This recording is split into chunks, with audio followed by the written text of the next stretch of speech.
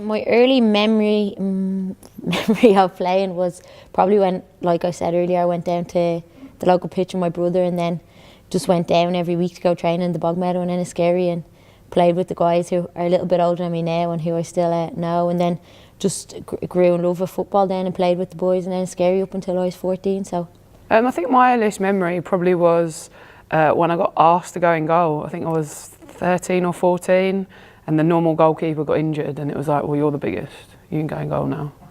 No one else wanted to go in goal, so I was like, all right then, fair enough. Played the game, saved the penalty, and that was it then. I was like, right, this is life. I'm staying in this position now.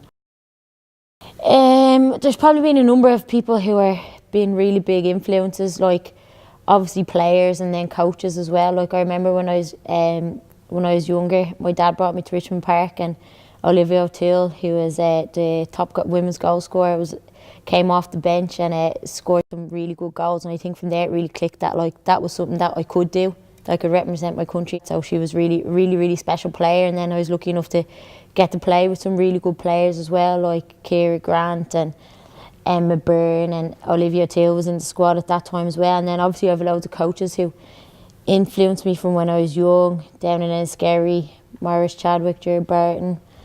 And then Tony Pouch, who brought me from the men's or the boys' game into the women's game. So loads of people to be grateful for and loads of good coaches along the way. What about you, Marie? I think for me, mine was quite simple. It's always been sort of my family, my parents, like probably more so my mum, because she was the one that dragged me around the country, everywhere, to train, into games, and you know, like whenever things got hard, or you know, if you were faced with situations where you went to trials and things, and her attitude would always be, just give it a go, what's the worst that can happen? And I think from that's basically where my football career has developed, and it's carried me so far up to this point. Yeah, like I think family are your rock and your friends, and they give you stability and the support you need to, like, I don't know how many times my mum and dad bring me to training when I was little, and probably only grateful and realise what that means now, where like every night of the week driving in out to Dublin to matches, every weekend.